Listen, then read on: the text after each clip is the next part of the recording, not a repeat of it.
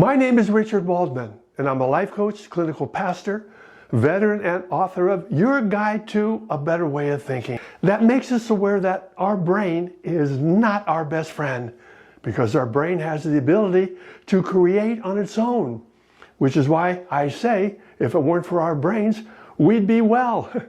The problem with this arrangement is much of what our brain creates is out of sync with the rest of the universe, which is why we suffer under the weight of hundreds of phobias and mental disorders.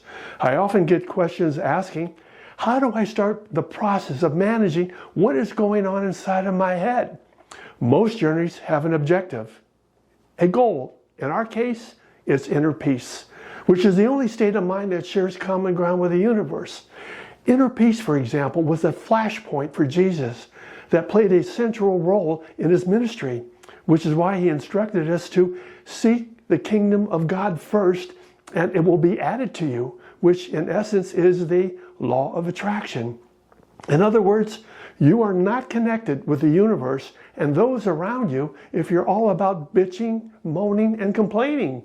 Which brings us back to the objective, inner peace, which is not well defined. However, there is a caveat that stands between us and inner peace, which is the chatter in our head, whose goal is to keep us where we are or worse. With that said, we're going to drop in on John and Noah, the two characters in my book, who are discussing the finer points of a better way of thinking. John has taken a class on spirituality and psychology and is challenged by a class assignment, and Noah, a fellow fisherman he just met at the lake, has an uncanny awareness and unexpectedly aids John with his project. And together, they peel back the layers of humanity, and we find that Noah is in the midst of sharing with John a term that John had never heard before, called a perfect state of mind. What's a perfect state of mind? John asked, thinking he may have heard the term on a late night infomercial. A perfect state of mind is your gateway to the kingdom of heaven, said Noah. What does a perfect state of mind look like? Replied John. Picture, if you can, an inner calm so complete that nothing is wanting. There are no internal or external conflicts. It's a non-judgmental condition that's passionate about creating, open to change, and in order.